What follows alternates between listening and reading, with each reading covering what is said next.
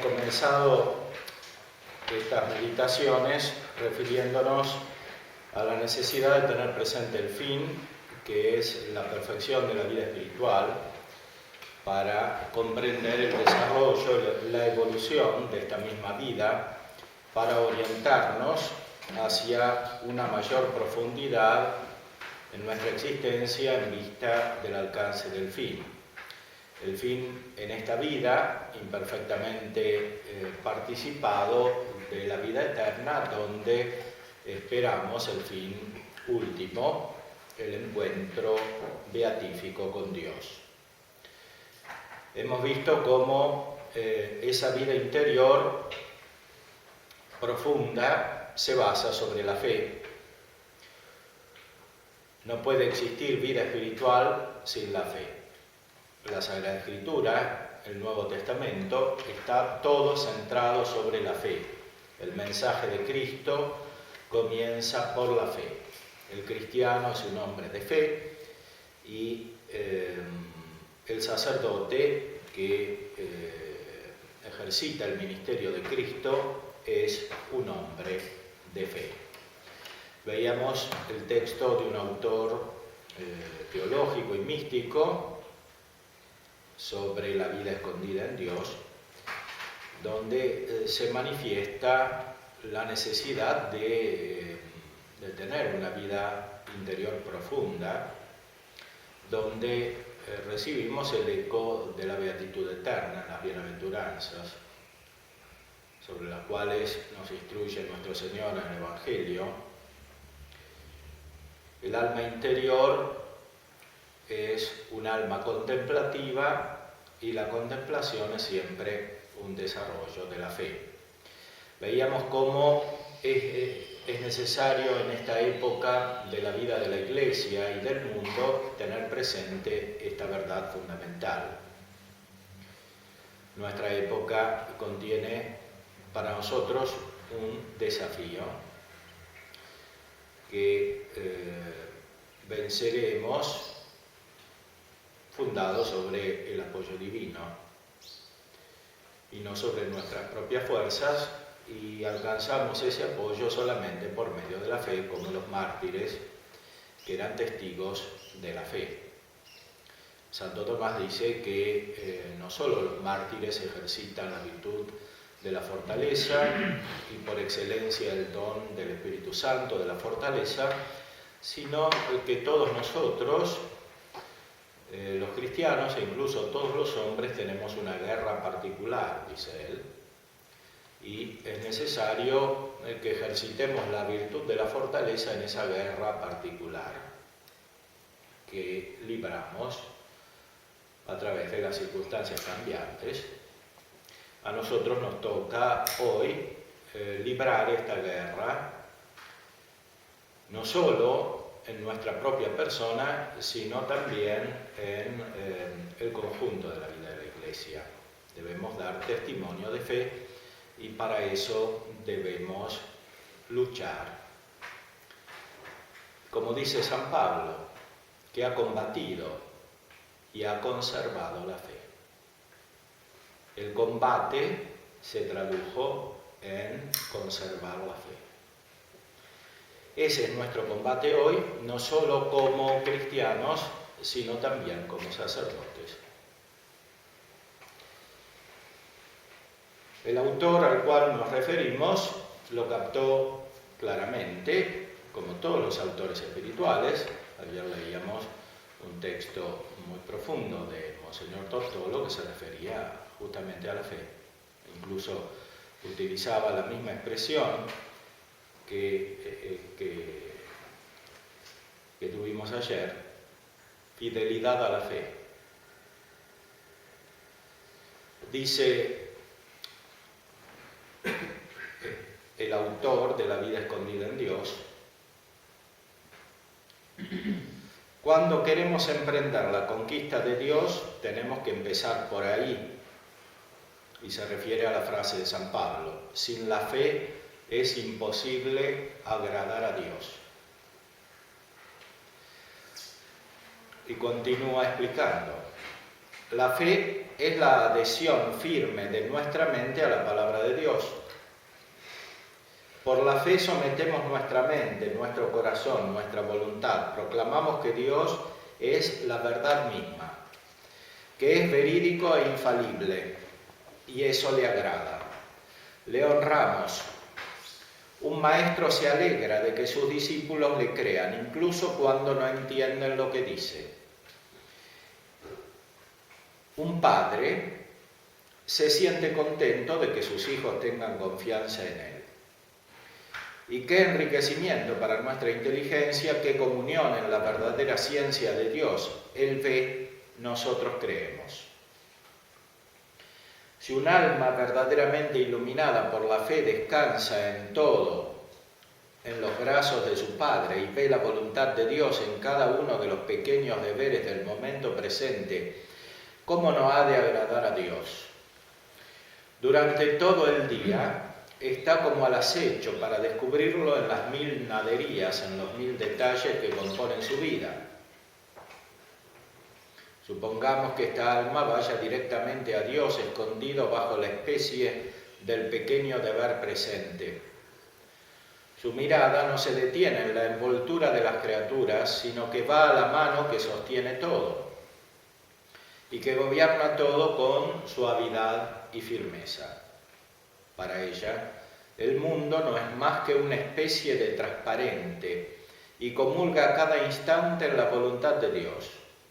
¿Cómo no ha de agradar a Dios esta alma? Es decir, para la persona de fe, todas las cosas son como un velo de el ser y de la acción de Dios que está detrás, como creador, pero sobre todo como salvador. Es decir, como aquel que conduce todas las cosas para el bien de los que lo aman. Como decía San Pablo, que vivía de esta manera. Es decir, el hombre de fe es un hombre místico, es decir, un hombre que capta el misterio detrás de las realidades inmediatas, sean estas grandes o pequeñas. Naturalmente, cada uno tiene su horizonte, según su misión, según su vocación. El sacerdote, por su vocación, tiene un horizonte universal. El sacerdote, como nos recuerda el Concilio Vaticano II en diversos textos, mira a la Iglesia universal, porque participa del oficio de los apóstoles, sobre los cuales se fundaba la Iglesia.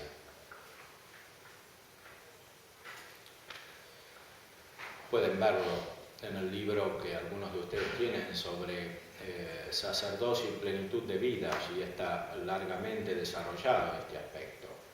El sacerdote tiene una misión universal. Y por eso no solo tiene que ver el misterio de Dios escondido bajo el deber presente, inmediato, incluso pequeño, como dice nuestro autor, sino que debe alargarse al horizonte universal, porque para el sacerdote el deber presente está necesariamente conectado con la mirada respecto del bien común de toda la Iglesia.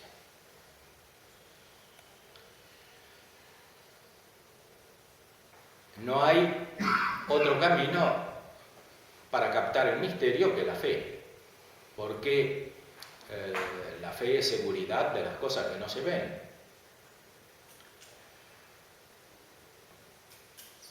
Pongamos otro ejemplo, continúa el texto. La fe nos dice que toda alma en estado de gracia posee a la Santísima Trinidad en el fondo de su corazón.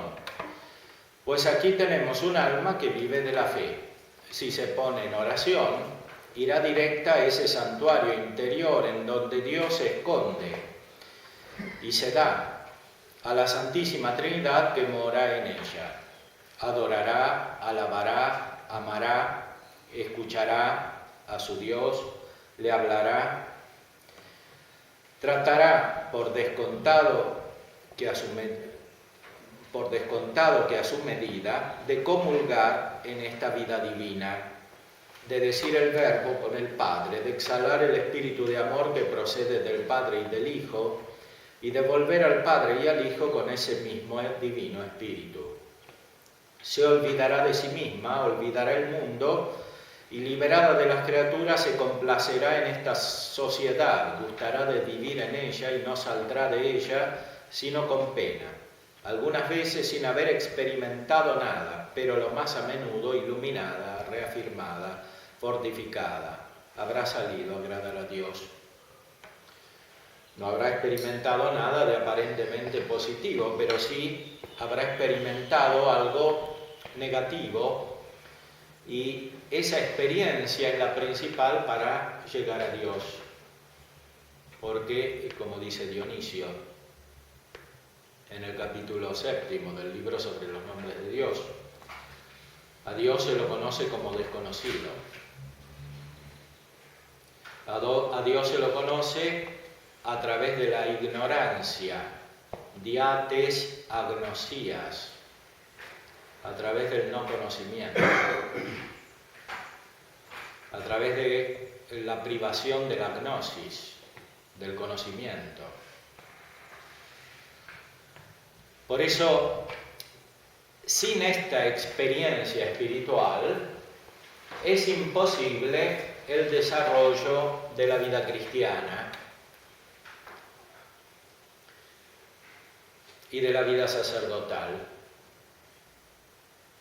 El sacerdote es por excelencia hombre de fe, en razón de su ministerio. Por eso, como decíamos ayer, es imposible que el sacerdote que ejercita bien su ministerio no sea místico, no sea contemplativo, no tenga experiencia espiritual. Y por eso, de alguna manera, es necesario saltearse todas las complicaciones de la vida interior para ir directamente al fundamento. Y el fundamento es la fe que crece, que es viva, la fe que opera, fides per dilectionem operantem. Esta es la regla última de la vida espiritual, como lo recuerda permanentemente Santo Tomás citando a San Pablo.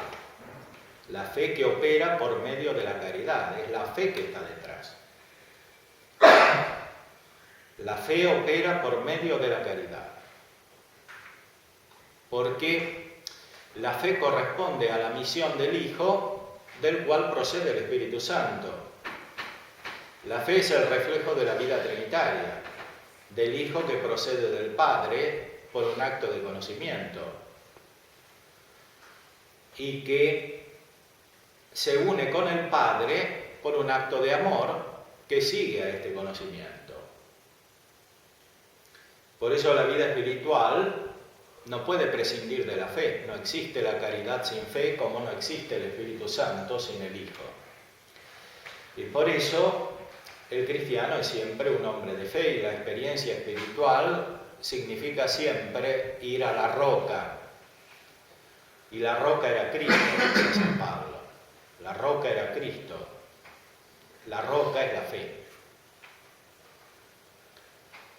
Por eso el Papa se llama roca, porque está al servicio de la fe. La fe es el fundamento, porque el fundamento es Cristo. Y la iglesia es la casa edificada sobre la roca, que no se puede derrumbar, aunque vengan las tempestades, los temporales, no se puede derrumbar, porque está fundada sobre la fe. Y la fe es la presencia de Cristo. Por eso, nuestra vida interior es la vida del crecimiento en la fe que obra por medio de la caridad. Oigamos todavía cómo describe Robert de Langeac esta vida de fe.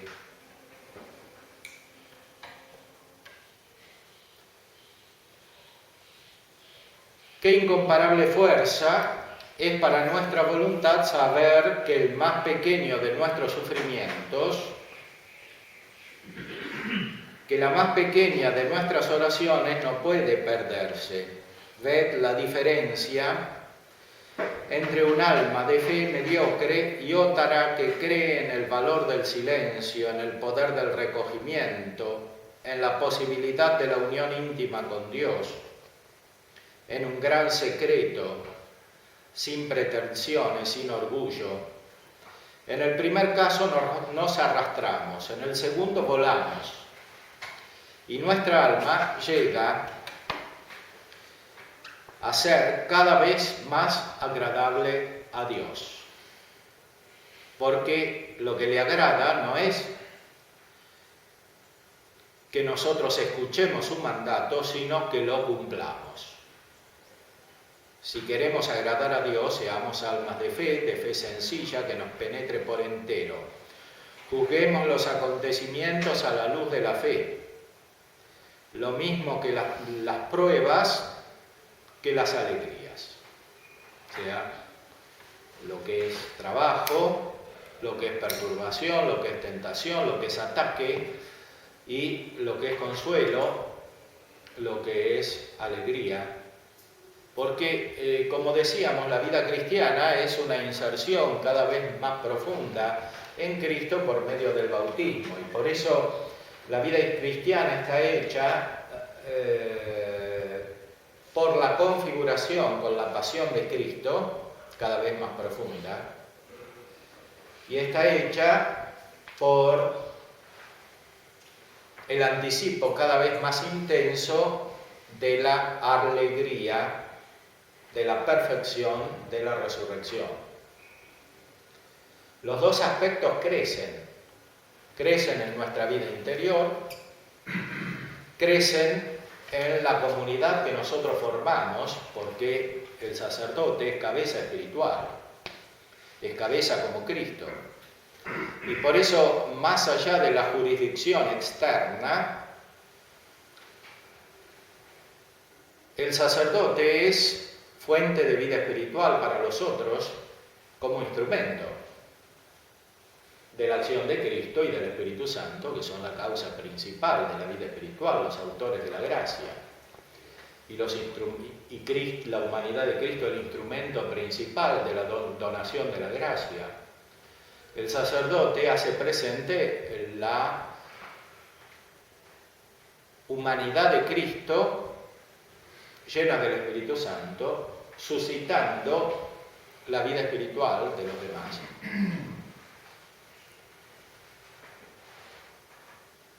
Que está causada por la acción de Cristo como Dios, persona divina, autora de la gracia, y la acción del Espíritu Santo, que como Dios produce la gracia. La acción de Cristo, persona divina, y la acción del Espíritu Santo es inseparable de la operación instrumental de la humanidad de Cristo que nosotros hacemos presente, continuamos. Por eso la misión del sacerdote es absolutamente incomprensible sin la perfección de la vida espiritual. Se vuelve casi mecánica, aunque actúa. Esta operación no suscita vida, porque está separada de la acción de Cristo como Dios y del Espíritu Santo como Dios. Y por eso, como recordaba el texto de Monseñor Tortola ayer también, un sacerdote que no tiene vida interior entra en crisis, porque toda la razón de su ministerio es la vida interior.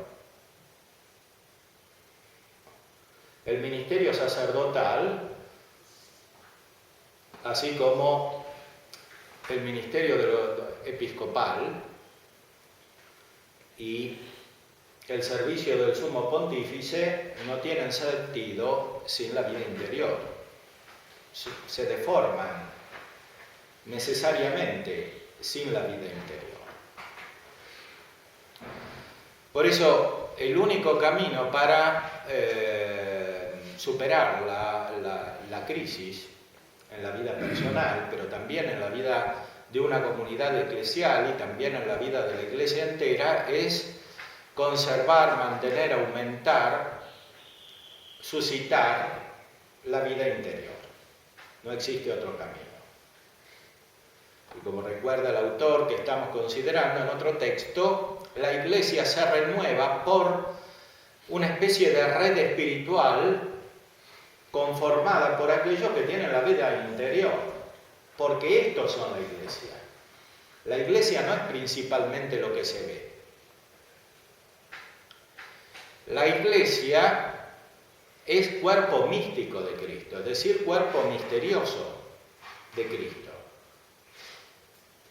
Ese cuerpo misterioso de Cristo está constituido por aquellos que están en gracia en la medida en que tienen la gracia y por todos aquellos que se ordenan a la gracia.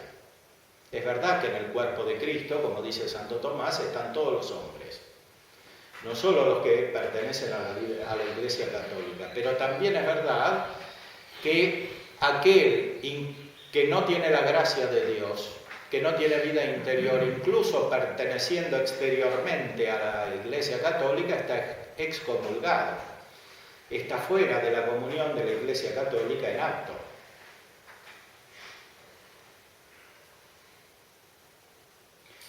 Por eso,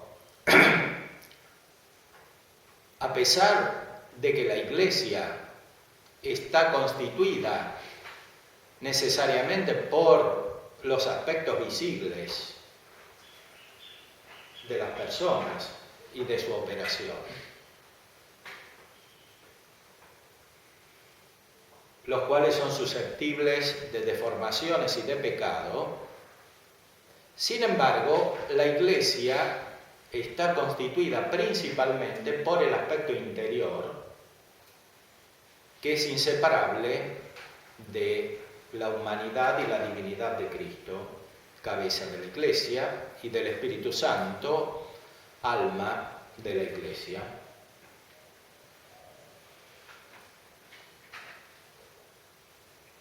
Por eso, la renovación de la vida de la Iglesia no se da sino por la vida interior, porque aquí está la Iglesia. Aquí está la Iglesia en su sentido más verdadero.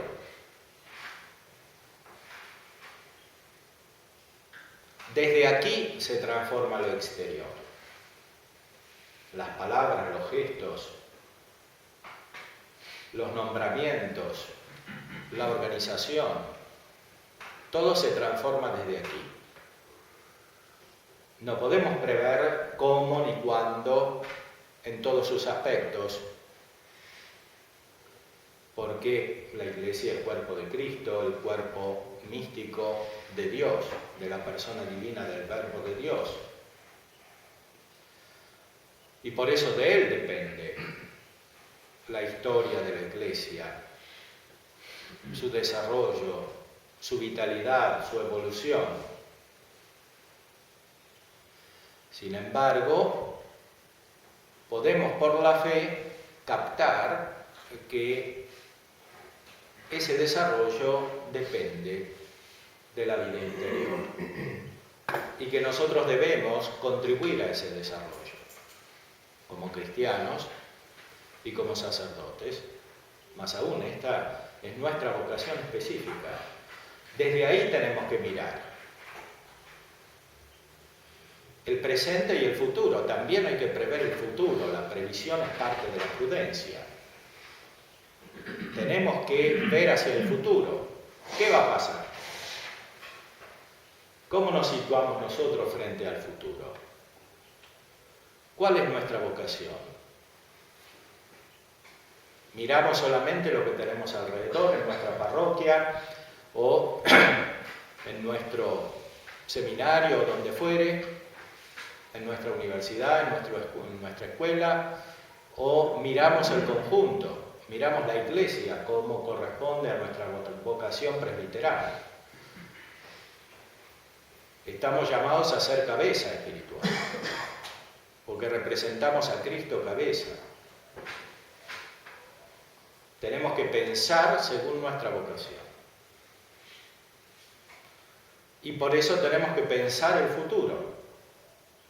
No con una prudencia meramente humana, correspondiente a una estrategia natural, sino con una prudencia sobrenatural y sobre todo con el don de consejo del Espíritu Santo, que va más allá incluso de la prudencia infusa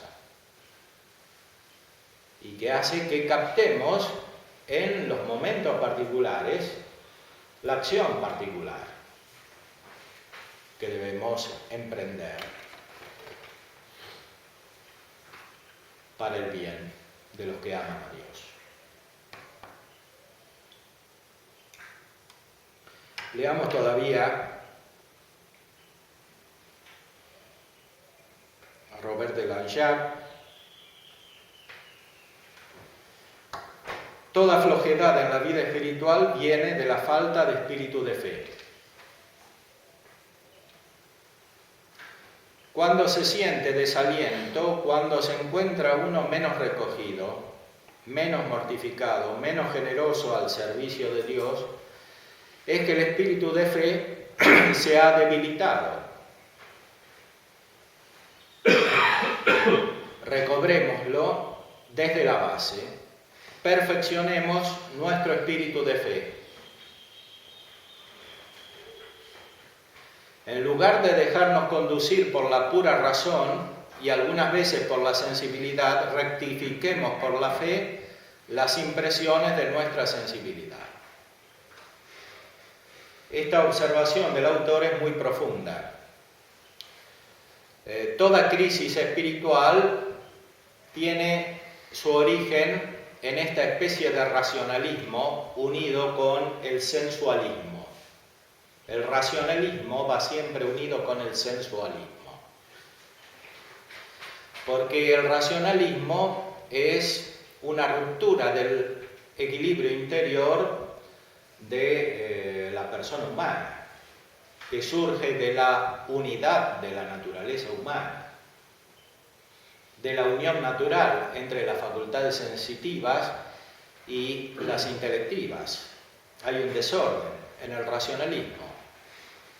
Cuando se decae en la vida espiritual al nivel de dar explicaciones racionales para todo, al mismo tiempo se caen en la sensualidad. Sensualidad interior, en el desarrollo desmedido de la operación de las facultades interiores, como la imaginación, o sensualidad exterior. La historia de la cultura moderna y de la filosofía moderna lo muestran con mucha claridad. La filosofía moderna es la historia de las variaciones de la relación entre el racionalismo y el empirismo. De la misma manera, en una persona que tiene vida espiritual, toda crisis consiste en una especie de racionalismo con el cual va unido una decadencia en la guía de la operación que depende de los sentidos, de la afectividad que depende también de los sentidos internos y externos. Se trata de una ruptura del orden interior.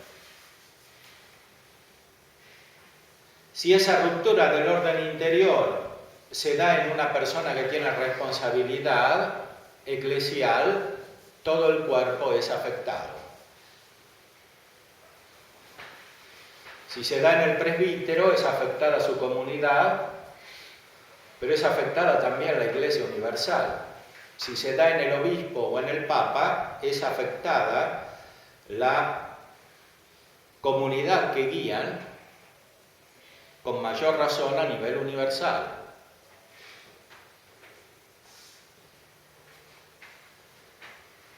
pero incluso cuando no hay responsabilidad en cualquier alma cristiana, cuando se da una crisis de fe y de caridad y de las otras virtudes, todo el cuerpo místico es afectado. Aunque no siempre logremos captar cómo se da este daño, el daño existe. A veces es más evidente cuando la pérdida de la vida interior se da en aquel que es cabeza, el daño es más evidente, porque se da por analogía una especie de pecado original. Si el pecado de Adán afectó a toda la humanidad y fue necesaria la pasión de Cristo para repararlo, el pecado de aquel que es cabeza afecta de manera más o menos universal el cuerpo místico de Cristo según la responsabilidad que tiene.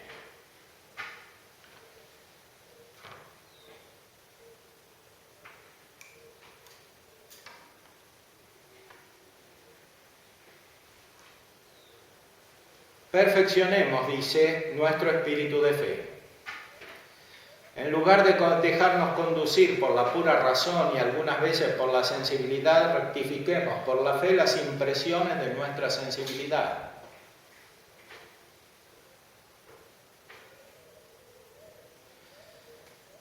Cuando esa luz que hiere con sus rayos las últimas fibras de nuestro corazón nos haya hecho alcanzar la transformación completa, habrá llegado el triunfo de la fe.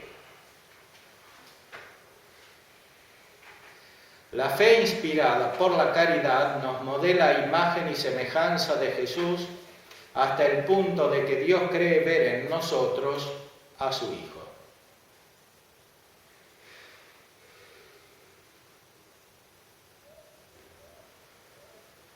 Esto es la perfección de la vida espiritual, de la cual hablan todos los grandes místicos, y especialmente San Juan de la Cruz, al cual nos referiremos después, a propósito de la purificación interior para llegar a esta perfecta conformidad necesaria para esto.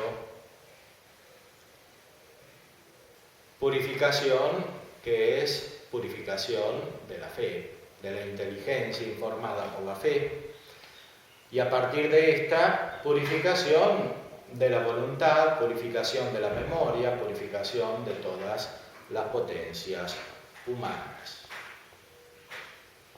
Veamos todavía otro texto que nos introduce en la necesidad de esta purificación, que es la clave de la evolución interior del hombre de fe. Dice nuestro autor: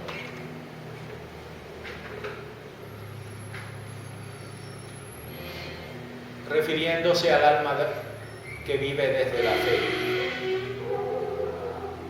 que esta alma es un alma incomprendida para los que no tienen fe o para los que no tienen fe profunda.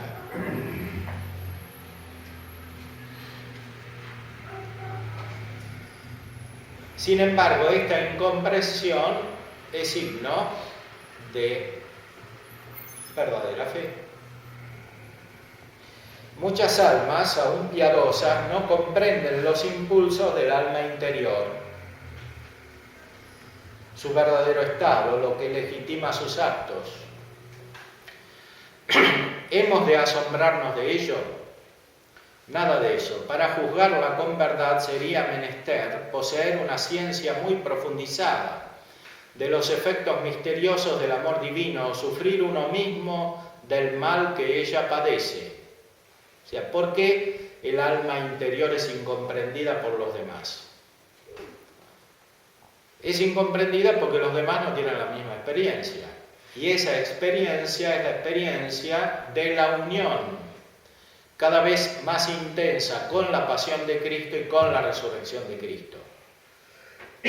La unión con la pasión de Cristo purifica, la unión con la resurrección de Cristo fortifica, ilumina.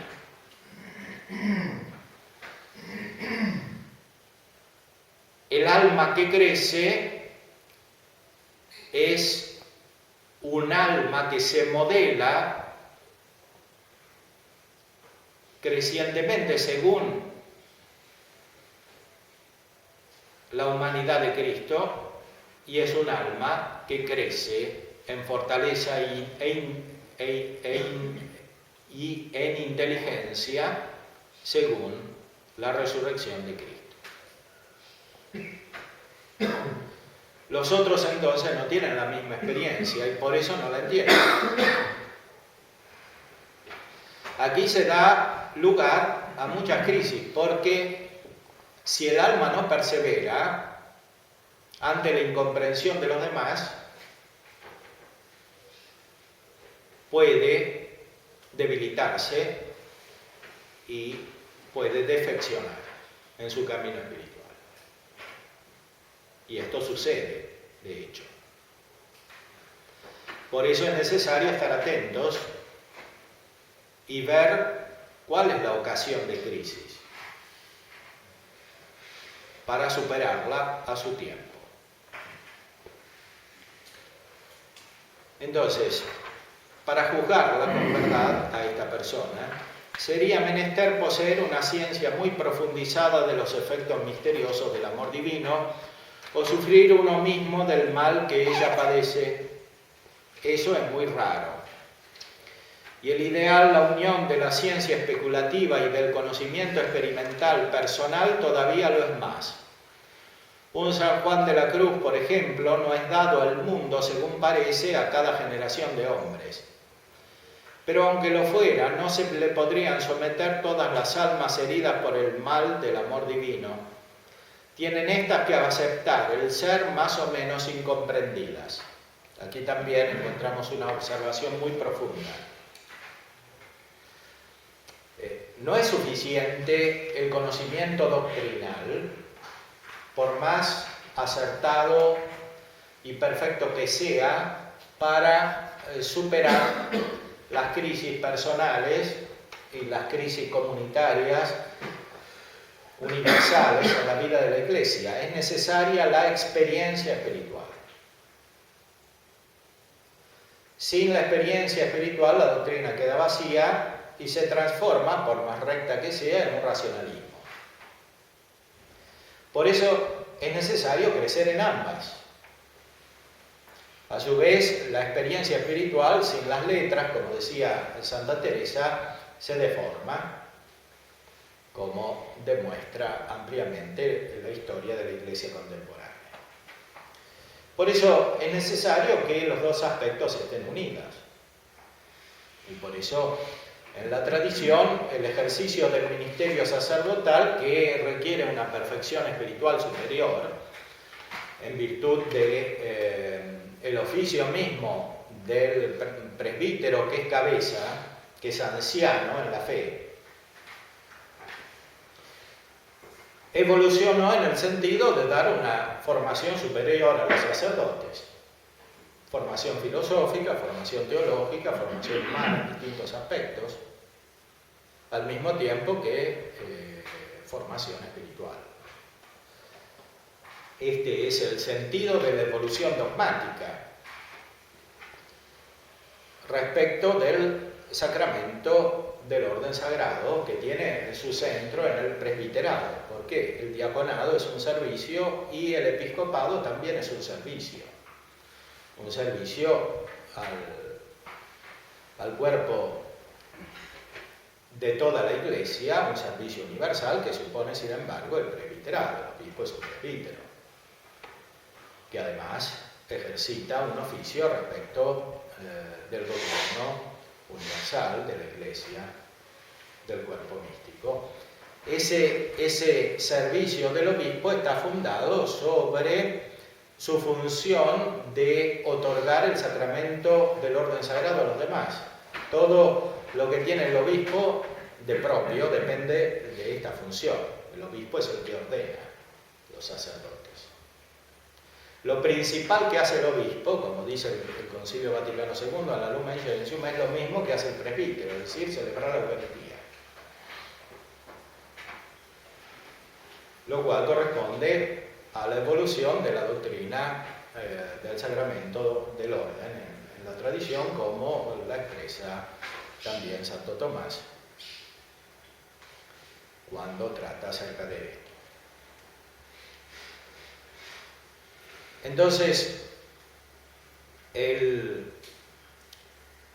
la vida interior es lo que vivifica todo el ministerio sacerdotal.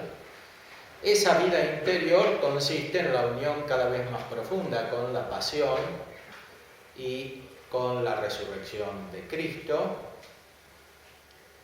Esa vida interior requiere crecimiento en la experiencia espiritual y crecimiento en el conocimiento teórico. La misma prudencia no se puede ejercitar sin este conocimiento teórico. La unión entre la experiencia espiritual y el conocimiento teórico, la unión perfecta es rara, dice nuestro autor. Un San Juan de la Cruz no aparece en cada generación, dice. San Juan de la Cruz conocía perfectamente la teología, la filosofía, había enseñado filosofía y era un gran místico. Y expresaba perfectamente la unión entre esa sabiduría experimental y la sabiduría doctrinal, que corresponde a la teología como ciencia. Este ideal, aunque no se alcanza siempre, permanece siempre, en cambio, como necesario. Y a esto debemos tender como presbíteros, a este ideal, a esta unión profunda entre la sabiduría experimental y la sabiduría teórica, la comprensión incluso de lo que sucede en este mundo para poder guiar los acontecimientos del mundo. Esto es en el fondo uno de los puntos principales de la renovación que quería para la Iglesia el Concilio Vaticano II. Si uno lo lee con atención, apuntaba a esto: el sacerdote debe estar mejor formado que en otras épocas, porque los desafíos de nuestra época son mucho mayores, más complejos y no se pueden resolver con un conocimiento superficial, sea en el orden teórico, teológico, sea en el orden filosófico, sea en el orden de las ciencias humanas y de la misma prudencia, incluso política.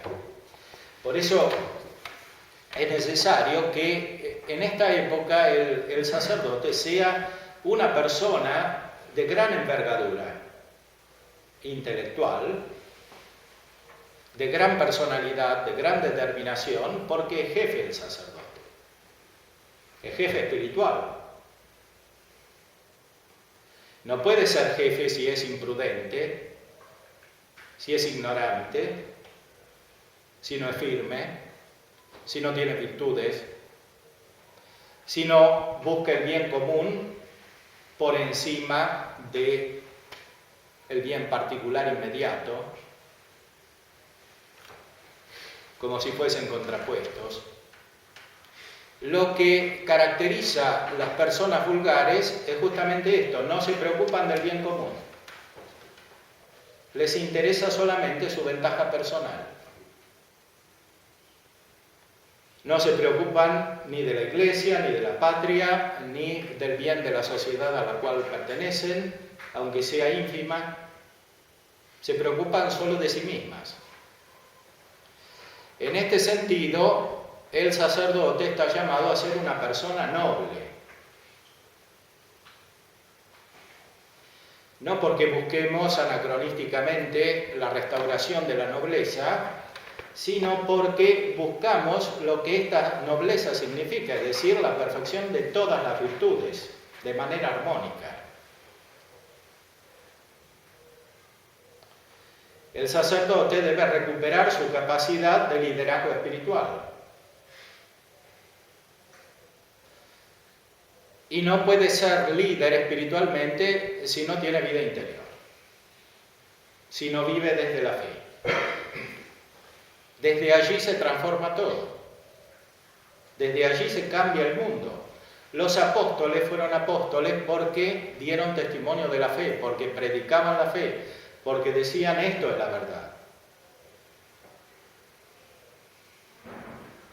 Porque decían, os enseñamos el verdadero Dios, como San Pablo en el Areópago, frente a todos los paganos, a los sabios de su época, a las personas de autoridad, los jueces de Atenas.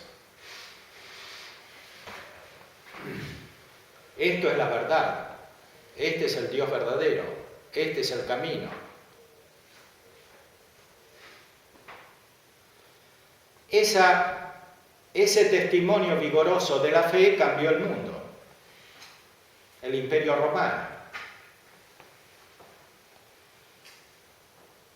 la escuela de Atenas, que desapareció.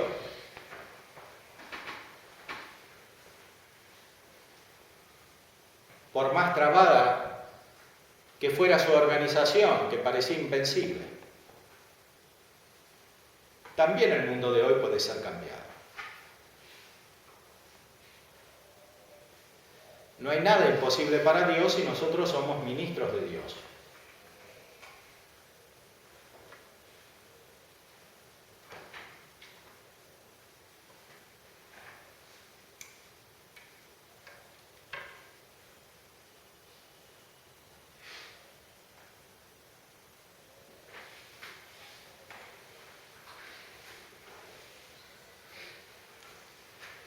El alma interior, entonces, al mismo tiempo es incomprendida y al mismo tiempo tiene eficacia, como explica nuestro autor a continuación.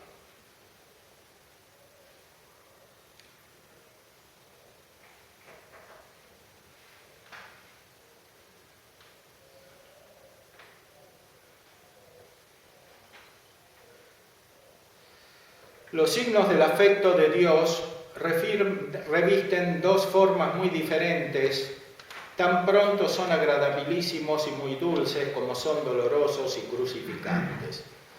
Dios exalta el alma y la rebaja, la colma y luego la aplasta, pero la une siempre. Sí, a pesar de lo contrario de las apariencias, los contactos crucificantes unen profundamente. Es decir, las pruebas exteriores e interiores unen profundamente con Dios. Tanto o más cuanto los éxitos y las alegrías espirituales. Y no pensamos solamente en las pruebas purificadoras del alma, preludio obligado de la unión. Pensamos sobre todo en esos dolores redentores que experimenta tan a menudo el alma que llega a la unión transformadora y perfecta. Aquí el autor se refiere a lo que experimentan las personas interiores, los santos, incluso cuando han sido purificados interiormente. Hay sufrimientos que no tienen solo sentido de purificación para la persona, sino sentido corredentor de unión con la pasión de Cristo, como por excelencia en la Virgen María, pero también en los santos y en todas las personas verdaderamente espirituales. Pensemos en Santa Teresa del Niño Jesús, que sufría estas pruebas interiores, incluso habiendo sido purificada. Y lo mismo sucede en la vida de otros santos. Continúa nuestro autor. Hay allí una comunión real con los sufrimientos de Jesús crucificado. Hay pues unión y tanto más intensa cuanto más profundos son los dolores. ¿Cómo explicar este misterio? Parece que San Pablo nos da la clave cuando dice: estoy crucificado con Cristo. ¡Qué unión en el sufrimiento y en el amor! El alma interior está también verdaderamente clavada en la cruz con Jesús y por el mismo Dios, según parece.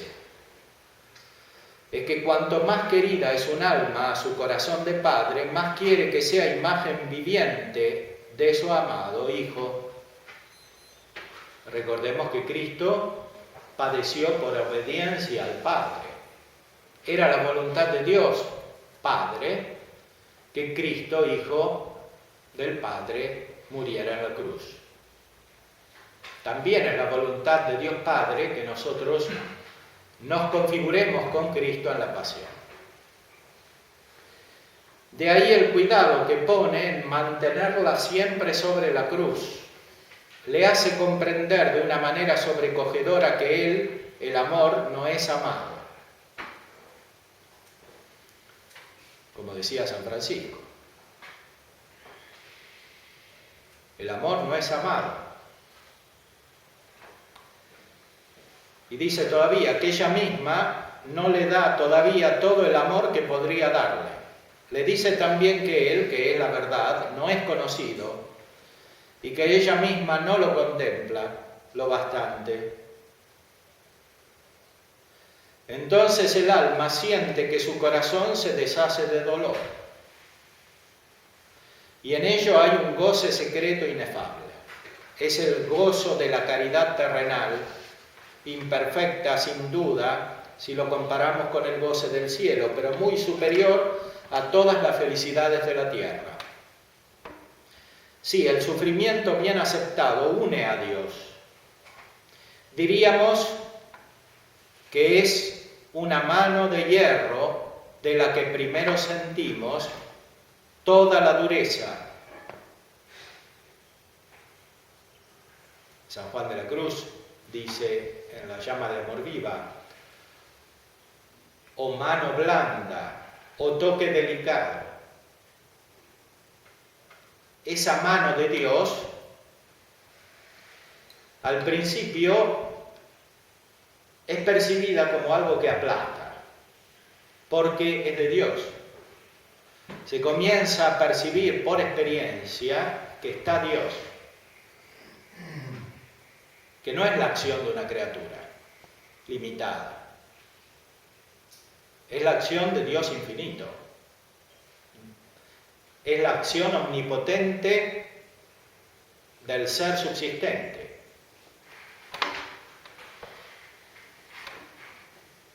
Por eso cuando comienza el auténtico contacto con Dios en la experiencia espiritual, en la conciencia,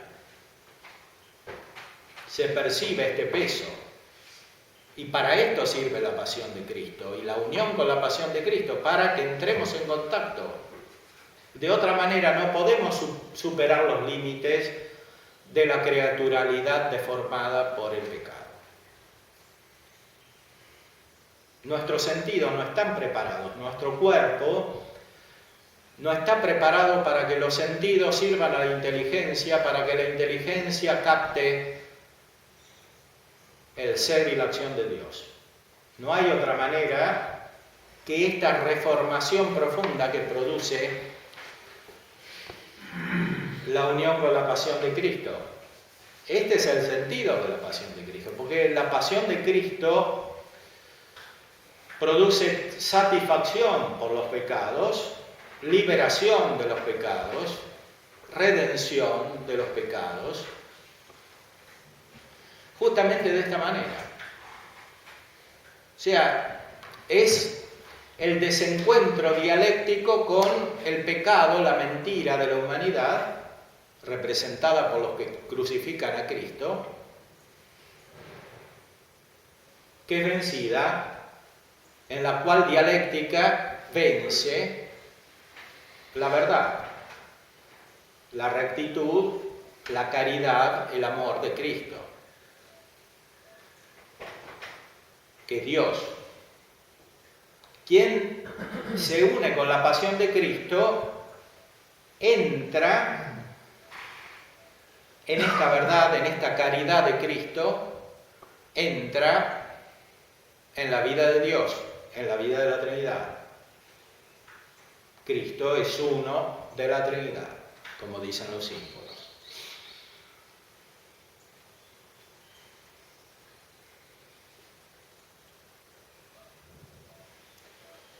Primero sentimos toda la dureza, pero aprieta al alma cada vez más deliciosamente sobre el corazón de Dios.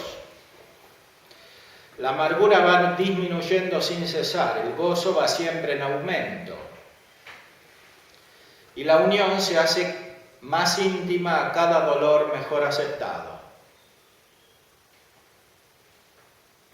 Si no siempre es más sentida, al menos es siempre más perfecta y más profunda.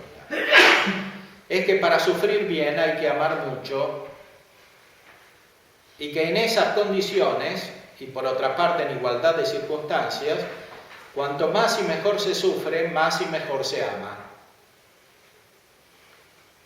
Porque los dos aspectos están unidos, y como explica Santo Tomás en la tercera parte de la Suma, la pasión de Cristo consiste principalmente en un acto de caridad de Cristo. Además de ser un acto de justicia y además de ser una pasión verdadera en el cuerpo y en la afectividad de Cristo, porque es el máximo de todos los dolores. Realmente el mayor de todos los dolores humanos, el de Cristo. A pesar de eso, la pasión de Cristo consiste en un acto de caridad inspirado por el Espíritu Santo. Eso es el centro de la pasión. La pasión de Cristo viene del corazón de Cristo unido perfectamente con el Padre, lleno de caridad. Por eso no es posible unirse con la pasión de Cristo sin llenarse de caridad y sin tener la presencia cada vez más eficaz, más intensa del Espíritu Santo, que es el corazón de Cristo. El corazón humano de Cristo no es solamente humano, es un corazón divino. Porque es el corazón humano de Cristo, su afectividad, incluso su corazón físico, como persona divina, inseparable del Espíritu Santo. El corazón de Cristo está lleno del Espíritu Santo. La caridad de Cristo procede directamente del Espíritu Santo. Y por eso el que se une con la pasión de Cristo, el que configura su corazón con el corazón de Cristo, está lleno del Espíritu Santo, está lleno de caridad y experimenta la vida de Dios, la vida de la Santísima Trinidad. Esto es el núcleo de la vida mística. Por eso crecemos en la vida mística cuando nos configuramos cada vez más perfectamente con el corazón de Cristo, lleno del Espíritu Santo. Más aún con el corazón de Cristo, que como Dios es el Espíritu Santo. Y por eso, cuando nuestro ministerio sacerdotal, presbiteral, mejor, porque el presbítero no es solamente sacerdote, el presbítero es cabeza, como pastor y como guía espiritual. El presbítero realiza el acto sacrificial de Cristo, pero también hace presente toda su persona, la persona de Cristo resucitado. Más aún, el presbítero es ministro de la Trinidad. Santo Tomás explica en la Suma que el carácter es configuración con la vida trinitaria. El presbítero es cabeza no solo representando a Cristo como instrumento suyo, según la humanidad, sino que el presbítero es cabeza como aquel que hace presente al Padre. Y por eso el presbítero es Padre, según el sentido de la fe. El presbítero es el que guía con un orden espiritual. Es el que guía las almas, es el que guía a las personas, es el director espiritual.